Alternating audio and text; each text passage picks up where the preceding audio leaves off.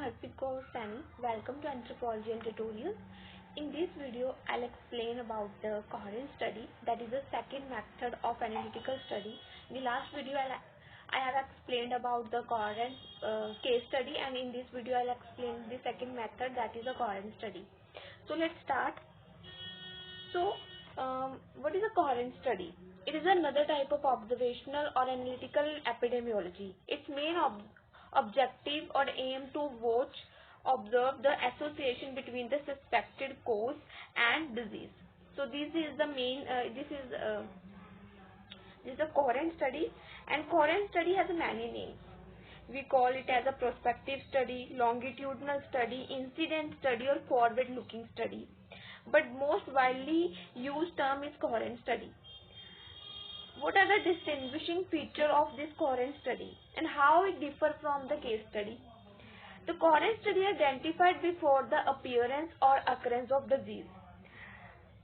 Because if we see any symptom in any person, then we start this coherent study, right? Before occurrence of disease, we start this study.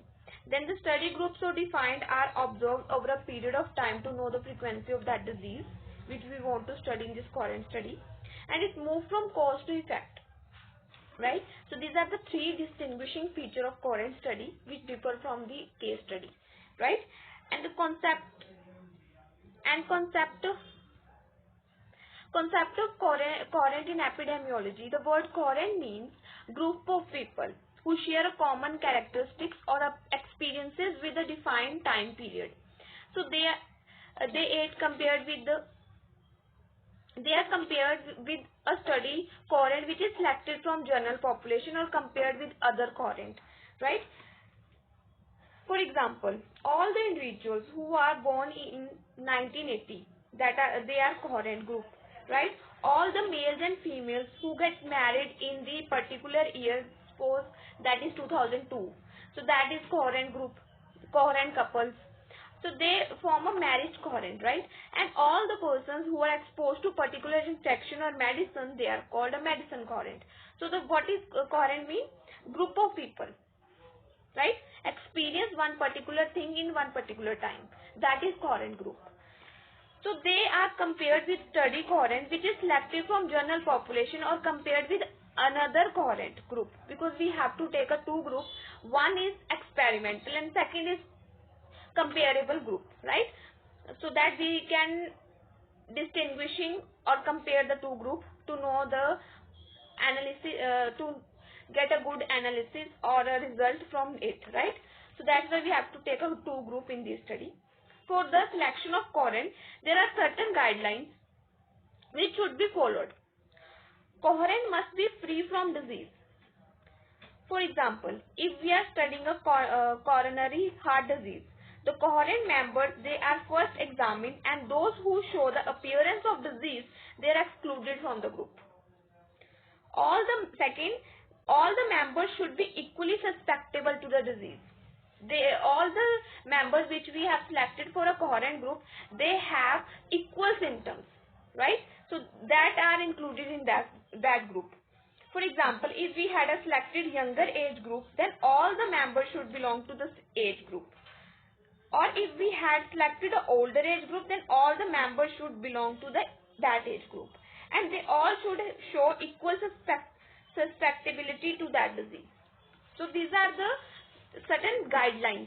And the third one, both groups should be comparable in respect to all the possible variables which can influence the occurrence of disease, right? And the fourth one is diagnostic criteria and the eligibility criteria. They should be defined beforehand.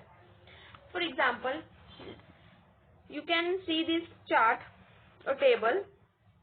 The first is coherent, right? Coherent group that is exposed to a etiological factor, right?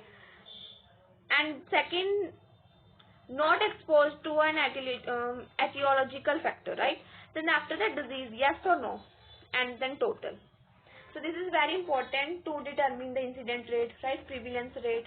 So this table is very important in every group, every study, case study, coherent study, or a descriptive method, or an experimental method. So this chart is very important for all the studies. epidemiological methods, right? So if person is exposed to etiological factor, right, or any cause, then disease, yes, then we call the A. And if the disease is not exposed, then B. And total A plus B, that is study coherent. Not exposed to etiological factor, that we if person have a disease, then C factor if they have a factor, and if not, then D, we call it D, and total is C plus D. So that is coherent, control coherent, right? So we have to take a two group to study this method.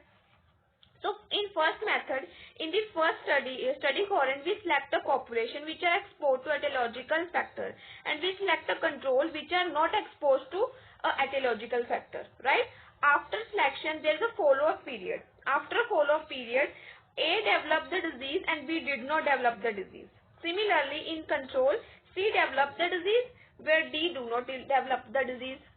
So next step is we have to determine the incident rate of study coherent. That is, if the person have disease we do not A, then A upon A plus B. That is incident for study coherent, and after that incident for control coherent is C upon C plus B. So this is the incident coherent, right? Then after determining the incident rate, then we have to check it association between the cause and factor. If the incident for a study coherent is higher, then the incident for the control coherent is less. It means association is there. Association is there between a suspected cause and disease. If value of incident for a study coherent is less and the value of incident for the control coherent is higher, then it means association is not there, right? So after this step, the third one, so these are the some steps. After that, how many types of coherent study? There are three types of coherent study: prospective coherent study, retrospective coherent study, and combination of two studies. So these are the three methods of coherent study. In prospective coherent study, the coherent is selected for appearance or occurrence of disease. For example, if we want to study the long-term effect of exposure of uranium, if we should select a coherent of uranium miner, example, that is who work in a uranium factory or mining, we compare with the other coherent which is not exposed to that environment or in uranium, right? And after that we follow up that coherent group. Both will develop lung cancer, study and control coherent, but the occurrence of lung cancer will be much higher in the people who are exposed to uranium and less in that who are not exposed to uranium, right? So this is about a prospective study. And the second, that is retrospective coherent study, is also called a historical coherent study. We select the coherent group from the records, right? Or a non-concurrence prospective study. We also called a historical coherent study or a non-concurrence prospective study, because in this outcome occur before the start of investigation, and investigation goes back in time. We select the coherent from the medical record. For example, a study was conducted in 1978. Approximately 17,000 children were selected as a coherent group who born from 1st Jan 1969 to 30th December 1975. They were investigated for the effect of electronic fetal monitoring during labor, and it was observed that outcome was neonatal death. It was also observed that death are 1.7 times higher in children who were not monitored during labor. This was also called a prospective study in a retrospective manner. So they are also very useful in the oxidation exposure and exposure to radiation. So this is the second method of retrospective coherent study. And the third method is combination of retrospective and prospective coherent study. In this, first we select a coherent from the medical record and then check the outcome, then follow up. This is a particularly important for the study of effect of radiation. It contains the content of both retrospective as well as prospective studies, right? So in combination of retrospective and prospective, we take some coherent group from the record, and after that we follow up that patients, right? So in the this is a third type of a coherent study. Then what are the different steps to study use this method? That are selection of study coherent. First step is selection of study coherent. Second is obtaining data on exposures. Third, selection of comparison group. Fourth, follow-up. And fifth, analysis, right? In selection of study coherent, it can be done from the general population. From a selected group of population that can be readily studied, we select a study coherent from the general population. If exposure rate is high and the exposed and unexposed segment of the population to be studied, they should be representative of the corresponding sections or a corresponding segment of the general population. Then we study a particular group of people. So we are studying a doctor, or we are studying a lawyer, or we are studying a teacher, and in the exposed group we select the coherent where exposure rate is less, because we have to select that people who don't have any disease but have some suspected factors or suspected symptoms or a cause, right? Because in this study we have to study before the occurrence of any disease. So in that way we have to select the population. Then second method is obtaining data on exposure. Data can be obtained from the coherent method members through their interview, mailed questionnaires, or by simple mailed, or this can be obtained by reviewing the local records, certain kind of information like dose of irrigation. They can be assessed from their medical records also. So then medical examination, some part of study need a medical examination. For example, their BP, their cholesterol level, their ECG is required for this method. So exposure rate, it can be assessed by environmental study. So information about the exposure, it should be selected in such a manner that it allows classification of coherent members. Classification with respect to, we have to check whether there is exposure or not. If exposure is there, what is extent of that exposure, and demographic parameters should be essential for the study, should also be collected. So that is obtaining data on exposure. And after that, third step is selection of comparison group. After selecting a coherent group, then third is selection of comparison, right? It involves internal comparison, external comparison, or comparison with the general population. In internal comparison, in some coherent study, no outside comparison group is required. Comparison group is inbuilt, right? Suppose our hypothesis is cigarette smoking for the lung cancer. Now we will see how much smoking is done per day, half pack, 1.5 pack, or 1.5 to 2 pack. So comparison in case is built. We build the comparison and how many pack they consume in one day. Then we will see the death rate in such category and compare it with the coherent group. In the second example, suppose that we had studied a female from 20 to 70 years. Then we had divided it into different groups, that is 20 to 30 years, or 30 to 40 years, or 40 years to 50 years, or 50 years to 60 years, or 60 years to 70 years. Then we had studied the incidence of disease in each group, and we compared it the term by mortality or morbidity, right? So this is the internal comparison. And after the external comparison, when the information on degree of exposure is not available, it means some external control group is required for the comparison. Then we select the group which is not exposed to particular factor. That is hypothesis, that is cigarette smoking and causing lung cancer as smoker or non-smoker. Then we have to make a two group, that is one is smoker and second is non-smoker. Then third is comparison with the general population. If non-available, when these internal external factors are not available, then we have to go with in the general population. Then if non-available, then we build the comparison group is not there, and also we are not able to find that who are exposed or not exposed. The only we compare it with the general population. we will see the incident rate of the disease. We study the general population and then we compare it with the study cohort. For example, suppose we are studying occurrence of lung cancer in a population who have exposure of uranium. Then we see the incident rate in that. Then we compare it with the general population. Incident rate of lung cancer in it.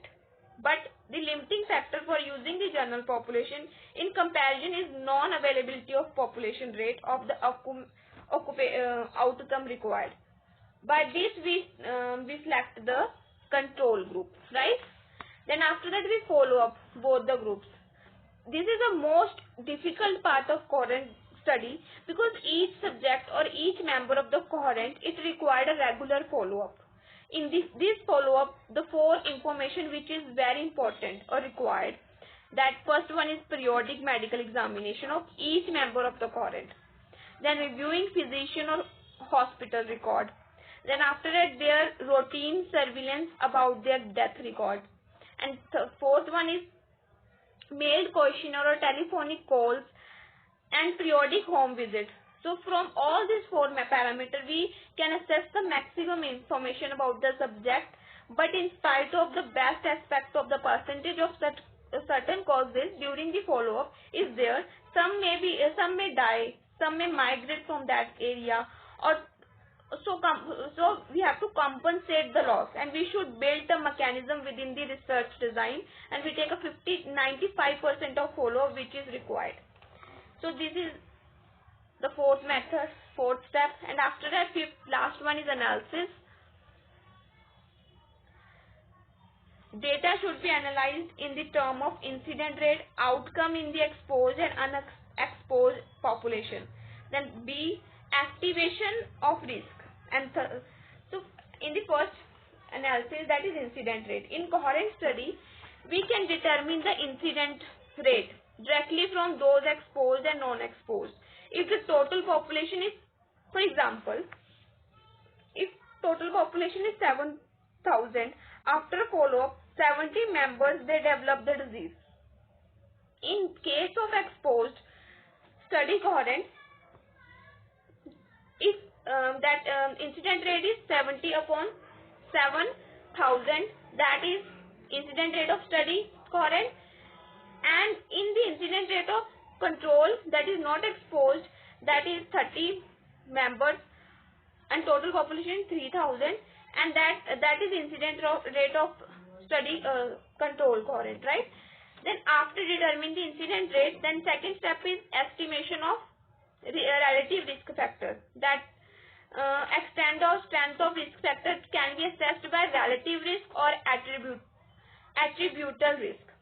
In relative risk, it is a ratio of incident of disease among exposed upon the incident of disease among non-exposed. Then we can determine the relative risk factor. And it always comes in a ratio. If the value is 1 in relative risk, it means there is no association between the cause and effect. If it is 2, it means the risk is 2 times higher in the exposed as compared to non-exposed.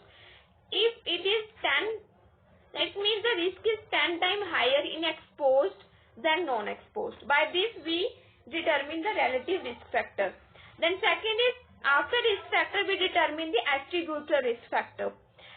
It is determined by a difference in the risk, that is incidence from the disease rate among the exposed minus incidence of disease among non-exposed upon incident of disease among exposed into 100. By this we find the attributable risk factor. That is incident of disease exposed minus incident among non-exposed upon incident of disease among exposed into 100. It always come in percentage. It means the extent of disease under study is attributed to exposure. Suppose if your hypothesis is cigarette smoking causes lung cancer, it means cigarette smoking, and if answer is 90, then it is 90% due to lung cancer. Cigarette smoking causes 90% lung cancer, right? So that is attributable risk. And after determining the attributable risk, that third third rate is population attributor risk factor. That is, it is the incidence of disease in the total population minus incidence of disease in non-exposed. For example, we got this, that is causing factor. If we modify that causing factor or we try to eliminate that causing factor, then disease risk will reduce to some extent. If we compare the relative risk and attributor risk from the assessing association between the cause and effect, the relative risk is more effective. If we study the effect of health on the general population, then attributor risk is more informative. So this is a two factors where relative risk is important, where attributor risk is important, right? And what are the advantages of coherent study? Incidence rate can be calculated in this method. Several causing outcomes related to exposure can be studied simultaneously. For example, we are studying the effect of smoking on the lung cancer. Simultaneously, we also assess the effect of cigarette smoking on the coronary heart disease, on peptic ulcers, or the infopharyngeal cancers, right? And third is, it provides the direct estimation of relative risk, and those response ratios can also be calculated, and since comparative groups are formed before the disease develops, so certain form of bias can be minimized. And what are the disadvantages of coherent study? Large number of subjects are involved. It takes long time to complete the study. Certain administrative problems like lack of experienced staff, lack of funding, and recording of extensive records also have some problem. It is not unusual to use a substantial proportions of original coherent. There may be chances in the standard method of diagnostic criteria with time. Subject may change their mind with time. So these are the disadvantages of coherent study. Thank you.